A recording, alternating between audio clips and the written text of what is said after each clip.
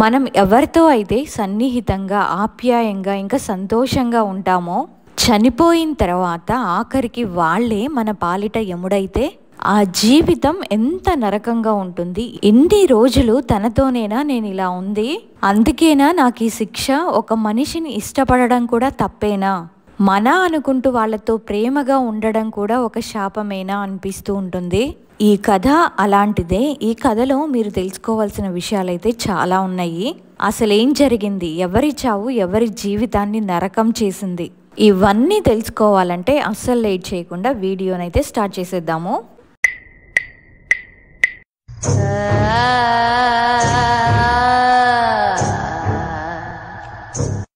మా వదినకి ఫస్ట్ ప్రెగ్నెన్సీలో పాప పుట్టింది.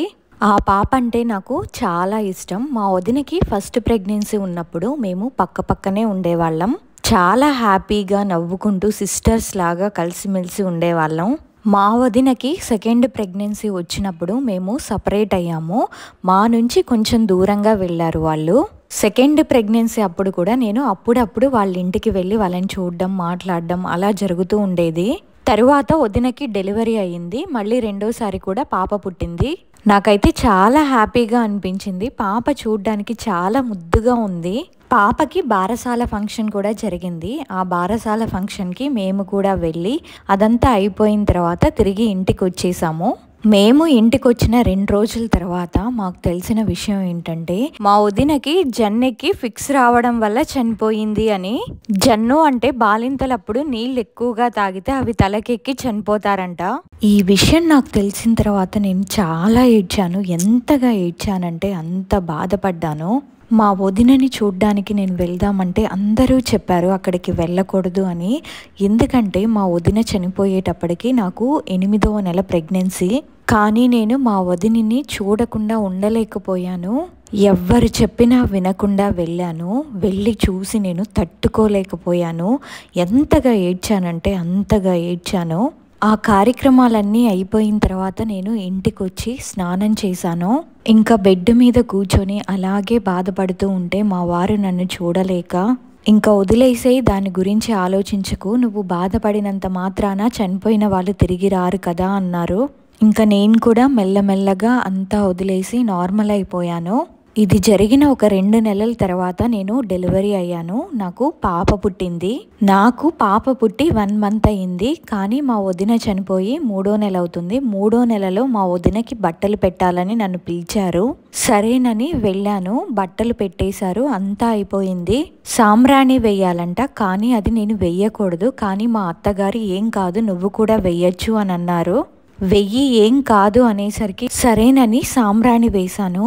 వెయ్యడం ఆలస్యం, నా ఒళ్ళంతా పులకరించింది. ఎందుకు ఇలా అయ్యింది అని నాకు అప్పుడే భయం వేసింది. కానీ నేను ఎవ్వరితో చెప్పలేదు. అంతే. ఇంకా ఇంటికి వచ్చిన తర్వాత ఆ మరుసటి రోజు నుంచి నాకు అసలు నిద్ర అనేదే లేదు. తను నాకు కనిపించడం స్టార్ట్ అయ్యింది. కనబడడం అంటే ఎంత భయంకరంగా కనిపించేదో తన మొహం అంతా రక్తం ఉన్నట్టు కనిపించేది. చాలా అంటే చాలా భయం వేసింది. వదినా, నిన్ను చూస్తే నాకు భయం వేస్తుంది, నువ్వెందుకు ఇలా చేస్తున్నావు, నన్ను వదిలి వెళ్ళు అంటే, నేను నిన్ను వదిలి ఎక్కడికి వెళ్ళను అని డైరెక్ట్గా వచ్చి నా పక్కన నిలబడేది. కనీసం నేను వాష్రూమ్కి వెళ్ళడానికి కూడా నాకు చాలా భయం వేసేది. నన్ను అర్ధరాత్రి 11 గంటలకి 12 గంటలకి నిద్రలేపి నువ్వు తలస్నానం చెయ్యి, అరటి పండ్లు తిను అని చెప్పడం. నేను చెయ్యను అని చెప్తే నువ్వు చెయ్యకపోతే నిన్ను, నీ పాపని చంపేస్తా అని బెదిరించేది. ఆఖరికి తను నాతో నీ పాపని తీసి కింద విసిరి కొట్టు, నీ పాపని నీళ్లల్లో ముంచేయి అని చెప్పేది. నేను వంట చేస్తున్నప్పుడు కూడా తను పక్కనే నిలబడి ఉప్పు కారాలు ఎంతెంత వేయాలో కూడా నన్ను కంట్రోల్ చేసేది. అన్నీ ఎక్కువ వేపించేది నా చేత. లిటరల్లీ నాకు నరకం స్టార్ట్ అయ్యింది. అంతకుముందు నేను చాలా యాక్టివ్గా ఉండేదాన్ని. ఇప్పుడేమో ఎవ్వరితో మాట్లాడకుండా చాలా డల్గా ఒక్కదాన్నే అలా కూర్చుండేసరికి, అలాంటి పరిస్థితుల్లో మా పేరెంట్స్, మా హస్బెండ్ నన్ను చూసి చాలా బాధపడ్డారు. ఇంకా నన్ను కూర్చోబెట్టి అడిగారు, ఏమైంది, నువ్వు ఎందుకు అలా ఉన్నావు, ఎందుకు ఇలా ప్రవర్తిస్తున్నావు అని. ఇంకా నేను నాకు ఇలా జరుగుతుంది, వదిన కనిపిస్తుంది అని చెప్పాను. కానీ వాళ్ళు పట్టించుకోలేదు. అదంతా ఏం లేదు, నీ భ్రమ అయి ఉంటుంది అని చెప్పేశారు. నేను కూడా సరేనని సైలెంట్ అయిపోయాను. సరిగ్గా అదే రోజు నైట్ తను మా అమ్మ కల్లోను మా వారి కల్లోకి వచ్చి, నేను ఈ అమ్మాయినైతే వదలను, మీరేం చేస్తారో చేసుకోండి అని భయపెట్టింది. దాంతో వాళ్ళు చాలా భయపడిపోయారు. నన్ను ఇంకా అక్కడి నుంచి మా ఊరికి తీసుకెళ్లారు.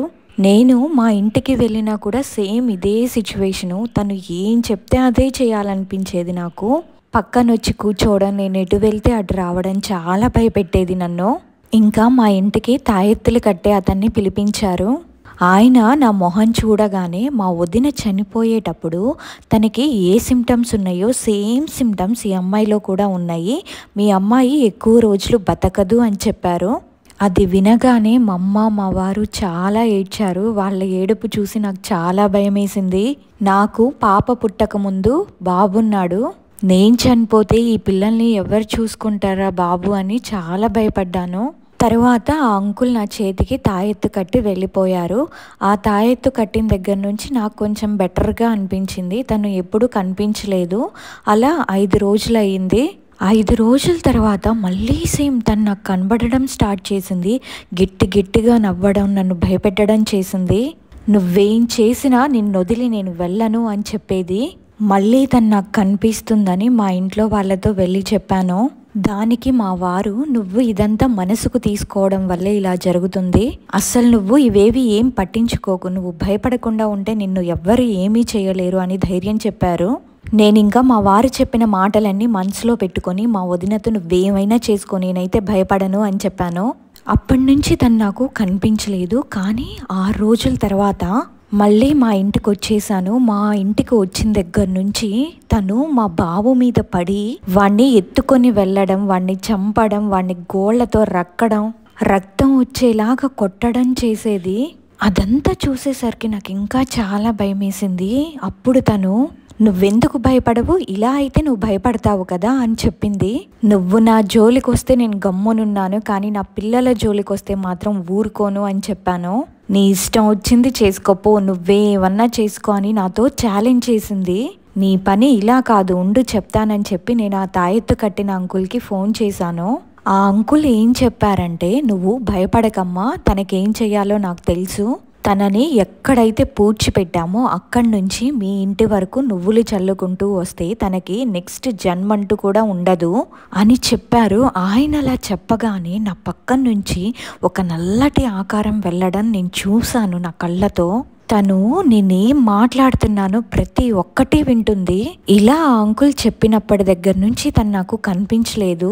ఆ తర్వాత ఒక 1 మంత్ తర్వాత తను మళ్ళీ నాకు కనిపించి, ఏమే నువ్వు నన్ను మర్చిపోయావా అని అడుగుతుంది. నేను వెంటనే ఫోన్ చేసి మా అత్తయ్య వాళ్ళకి చెప్పాను. విషయం చెప్పగానే మా అత్తయ్య నన్ను ఊరికి రమ్మంది. నేను వెళ్ళాను. నేను అక్కడికి వెళ్ళినప్పుడు అక్కడ మా తోడికోడలుంది. మా తోడికోడలు ఇంటికి వచ్చి ఒక విషయం చెప్పింది మాతో. అదేంటంటే, అక్కడ ఒక వెంకటేశ్వర స్వామి ఆలయం ఉందంట. అక్కడికి వెళ్ళి నిద్ర చేసిన తర్వాత అలాంటివేవి మీకు కనిపించవు అని చెప్పింది మాతో. తను అలా చెప్పిన తర్వాత మేము గుడికి వెళ్దాము అనుకున్నాము. తను మాకు అలా చెప్పి వెళ్ళిన నైటే తన దగ్గరికి వెళ్ళి, అసలు నువ్వెవరు మాకు చెప్పడానికి, నువ్వెందుకు తనకు అలా చెప్తున్నావు అని తన 2 చెంపల మీద కొట్టింది. పాపం మార్నింగ్ లేచేసరికి తన 2 చెంపలు వాసిపోయి ఉన్నాయి. దాంతో మా ఆడపడుచు చాలా భయపడింది. నిజంగానే వీళ్ళకి కనిపిస్తుంది అని నమ్మింది. మా ఆడపడుచుని అలా చూసేసరికి నాకు ఇంకా చాలా భయం వేసింది. పాపం నా వల్ల మా ఆడపడుచు కూడా చాలా సఫర్ అయ్యింది.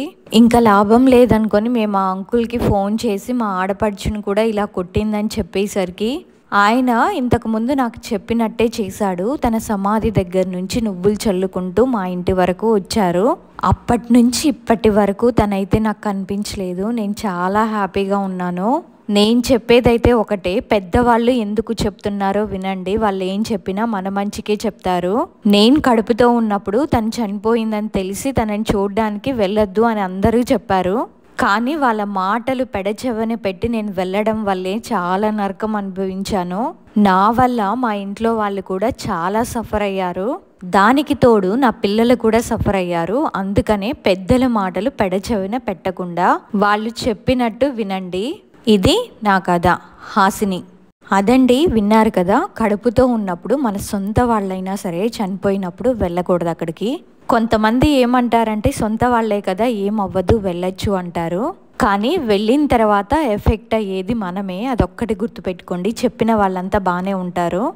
అండ్ ఇంకొక విషయం ఏంటంటే ఏదైనా పని మీరు చెయ్యకూడదు అని తెలిస్తే నేను చెయ్యకూడదు, ఈ పని నేను చెయ్యను అని డైరెక్ట్గా చెప్పేయండి. మొహమాటానికి పోతే తర్వాత బాధపడేది మనమే. మళ్ళీ చెప్తున్నాను, కడుపుతో ఉన్న వాళ్ళు, డెలివరీ అయిన వాళ్ళు చాలా చాలా జాగ్రత్తగా ఉండాలి. అదండి ఈరోజు స్టోరీ వచ్చేసి. ఈ స్టోరీ విన్న తర్వాత మీకేమనిపించిందో తప్పకుండా కమెంట్ చేయండి. అలాగే ఈ స్టోరీ కనుక మీకు నచ్చినట్టయితే ఒక లైక్ చేయండి. మరిన్ని ఇంట్రెస్టింగ్ రియల్ హారర్ ఇన్సిడెంట్స్ కోసం నా ఛానల్ని సబ్స్క్రైబ్ చేసుకోండి. మరొక అద్దరిపోయే రియల్ హారర్ ఇన్సిడెంట్తో ఈ ఆదివారం మళ్ళీ కలుద్దాం. అంతవరకు బాయ్ బాయ్.